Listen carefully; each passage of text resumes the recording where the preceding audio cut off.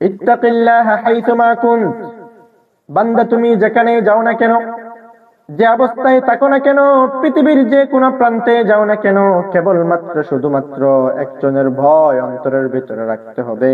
তিনি হচ্ছেন আমার আপনার মাওলা, আমার আপনার রব, মহান আল্লাহ পাক রব্বুল আলামিন। আল্লাহ পাকের ভয় সদা সর্বদা অন্তরের ভিতরে রাখতে হবে। আমি ঘরের ভিতরে থাকলেও আল্লাহর ভয় রাখতে হবে, ঘরের বাহিরে গেলেও বান্দা আল্লাহর ভয় অন্তরের ভিতরে রাখতে হবে। আমি যদি গাড়িতে উঠি, আমি যদি প্লেনে সফর করি, আমি যদি স্থলে থাকি, পানিতে থাকি, যে কোনো প্রান্তে যে কোনো অবস্থায় থাকি না কেন, সদা সর্বদা কেবলমাত্র আল্লাহ পাকের ভয় অন্তরের ভিতরে লালন করতে হবে। কারণ আমি যেখানে যাই সেখানে আল্লাহ পাক আমার সাথে রয়েছেন। আল্লাহ পাক রব্বুল আলামিন বলেন, ওয়া হুয়া মাআকুম আইনামা কুনতুম, বান্দা তুমি যেখানেই যাও না কেন, যে অবস্থায় থাকো না কেন, তোমার চলাফেরা, কথাবার্তা, তোমার আচার আচরণ সবকিছু আমি আল্লাহ পাক দেখতেছি। সুতরাং প্রত্যেক সময় যে কোনো জায়গায় থাকো না কেন, সদা সর্বদা আমি আল্লাহ পাকের ভয় অন্তরের ভিতরে বান্দা লালন করতে হবে। আল্লাহ পাক রব্বুল আলামিন বলেন, وَإِذَا سَأَلَكَ عِبَادِي عَنِّي فَإِنِّي قَرِيبٌ أُجِيبُ دَعْوَةَ الدَّاعِ إِذَا دَعَانِ فَلْيَسْتَجِيبُوا لِي وَلْيُؤْمِنُوا بِي لَعَلَّهُمْ يَرْشُدُونَ। হে নবী, যখন আমার বান্দারা আমার সম্পর্কে আপনার কাছে জিজ্ঞেস করবে, আমি রব সম্পর্কে যখন জানতে চাইবে, আপনি বলবেন ফাইন্নী করিব, আমি তাদের কাছাকাছি রয়েছি। তারা কি করতেছে না করতেছে সব কিছু আমি আল্লাহ পাক দেখতেছি। আমি আল্লাহ পাক যে তাদের কাছাকাছি রয়েছি। হে নবী, আপনি আমার বান্দাদেরকে সেই কথাটা জানিয়ে দিবেন। উজিবু দাওয়াতাদ দাঈ ইযা দাআন, আর বান্দারা যখন আমার কাছে কোনো কিছু চাই, বান্দারা যখন আমাকে ডাকে, আমি সাথে সাথেই আমার বান্দাদের ডাকে সাড়া দিয়ে দেই। সুবহানাল্লাহ। ফালইস্তাজিবু লি ওয়াল ইউমিনু বি লাআল্লাহুম ইয়ারশুদুন। সুতরাং আমার বান্দাদেরকে যখন আমি ডাক দেই, আমার বান্দারা যেন আমার ডাকে সাড়া দেয়। ওয়াল ইউমিনু বি, যেন আমি আল্লাহ পাকের উপর পরিপূর্ণভাবে ঈমান আনে। লাআল্লাহুম ইয়ারশুদুন, তাহলে ধারণা করা যায়, আশা করি তারা সঠিক পথে পরিচালিত হবে। মুসলমান ইমানদার আল্লাহ পাককে যখন আমরা ডাকি, তখন আল্লাহ পাক আমাদের ডাকে সাড়া দিয়ে দেয়। আল্লাহ পাক তারপর বলতেছে, আমি যেহেতু আমার বান্দাদের ডাকে সাড়া দেই, তাহলে যেন আমার ডাকেও আমার বান্দারা সাড়া দিয়ে দেয়। মুসলমান ইমানদার আল্লাহ পাক রব্বুল আলামিন আমাদেরকে কোথায় রাখতেছেন, কোন দিকে রাখতেছেন, কেন রাখতেছেন? আল্লাহ পাক রব্বুল আলামিন আমাদেরকে দিন দিয়েছেন, রাত দিয়েছেন, রিজিক দিয়েছেন, হায়াত দিয়েছেন, মাউত দিয়েছেন। সব কিছু দিয়ে আল্লাহ পাক আমাদেরকে দুনিয়ার বুকে পাঠিয়েছেন। একদিন এই দুনিয়া ছেড়ে আমাদেরকে চলে যেতে হবে। দুনিয়ার বুকে আমাদের কেবলমাত্র একটাই মিশন ভিশন হবে, সেটা হচ্ছে আল্লাহ পাকের রাজাবন্দি অর্জন করা। আর কিয়ামতের ময়দানে যেন আল্লাহ পাক রব্বুল আলামিন আমাদেরকে চিরস্থায়ী জান্নাতের বাসিন্দা বানিয়ে দেন। সুবহানাল্লাহ। আল্লাহ পাক রব্বুল আলামিন যখন আমাদের দিন শুরু করেন, ফজরের আযানের সময় আল্লাহ পাক আমাদেরকে ডাক দিয়ে বলেন, আল্লাহু আকবার, আল্লাহু আকবার, আশহাদু আল্লা ইলাহা ইল্লাল্লাহ, আশহাদু আন্না মুহাম্মাদার রাসূলুল্লাহ, হাইয়া আলাস সালাহ, হাইয়া আলাল ফালাহ। মুসলমান ইমানদার, আল্লাহ পাক রব্বুল আলামিন বলেন, আল্লাহ সবচেয়ে বড়, আল্লাহ ছাড়া কোনো মাবুদ নাই। মুহাম্মদ সাল্লাল্লাহু আলাইহি ওয়াসাল্লাম আল্লাহ পাকের প্রেরিত রাসূল। বান্দা নামাজের দিকে আসো, কল্যাণের দিকে আসো। এভাবেই দিনের শুরুতে আল্লাহ পাক আমাদেরকে তার দিকে আহ্বান করেন।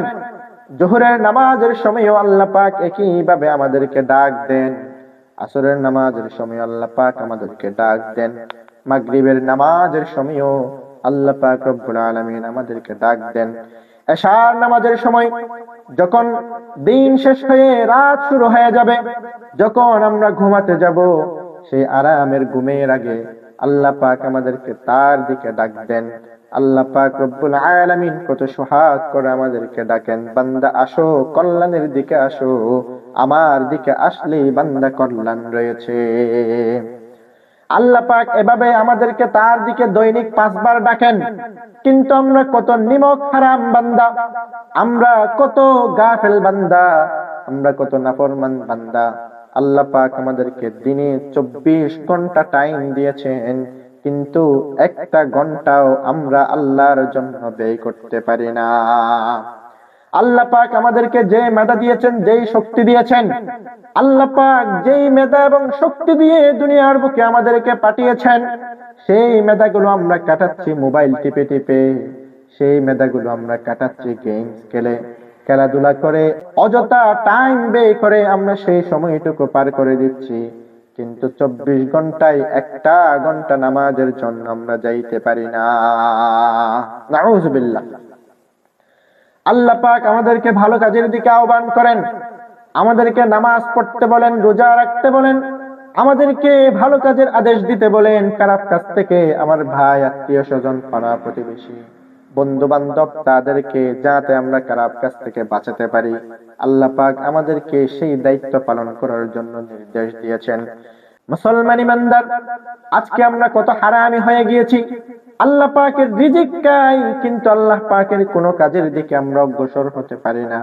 আল্লাহ পাক বলছেন, বান্দা যখন আমাকে ডাকে, আমি আমার বান্দার ডাকে সাড়া দিয়ে দেই। কিন্তু বান্দাকে আমি ডাকলে বান্দা আমার ডাকে কেন সাড়া দেয় না? সুতরাং বান্দা যাতে আমার ডাকে সাড়া দেয়, আমার উপর পরিপূর্ণভাবে ঈমান আনে, তাহলে ধারণা করা যায়, আশা করা যায়, এরপরে বান্দা হয়তো সঠিক পথে নিজেকে পরিচালিত করতে পারবে। রাসূল করিম সাল্লাল্লাহু আলাইহি ওয়াসাল্লাম আমাদেরকে শিখিয়ে গিয়েছেন কিভাবে আমরা দিন পরিচালনা করব, জীবন পরিচালনা করব, কিভাবে মহান রবের নৈকট্য আমরা অর্জন করতে পারবো। আমরা যদি সেগুলো মেনে চলি, ফলো করি, তাহলে কিয়ামতের ময়দানে আল্লাহ পাক আমাদেরকে নাজাত দান করবেন। তিরমিজি শরীফের বর্ণনা, সাইয়েদনা আবু হুরায়রা রাদিয়াল্লাহু তাআলা আনহু বলেন, রাসূল করিম সাল্লাল্লাহু আলাইহি ওয়াসাল্লাম বলেছেন, তোমাদের মধ্যে কি এমন কোন ব্যক্তি আছে যে ব্যক্তি আমার কাছ থেকে কিছু উপদেশ গ্রহণ করবে, সেগুলো নিজে আমল করবে, অথবা অন্য কাউকে শিখিয়ে দেবে যাতে সেই ব্যক্তি আমল করতে পারে? সাইয়েদনা আবু হুরায়রা রাদিয়াল্লাহু তাআলা আনহু বলছেন, ইয়া রাসূলুল্লাহ সাল্লাল্লাহু আলাইহি ওয়াসাল্লাম, আপনি আমাকে শিখিয়ে দিন, আমি আমল করব। আল্লাহর হাবিব সাল্লাল্লাহু আলাইহি ওয়াসাল্লাম বলেন, তোমার জন্য আমার প্রথম উপদেশ হচ্ছে তুমি হারাম থেকে সব সময় বেঁচে থাকবা, হারামকে ভয় করবা। তাহলে আল্লাহ পাক রব্বুল আলামিন তোমাকে মানুষের ভিতরে বেশি ইবাদতকারীদের অন্তর্ভুক্ত বানিয়ে দেবেন। হারাম থেকে বেঁচে থাকলে আল্লাহ পাক ইবাদতের মধ্যে স্বাদ পাওয়ার মতো ব্যবস্থা করে দিবেন। সুবহানাল্লাহ।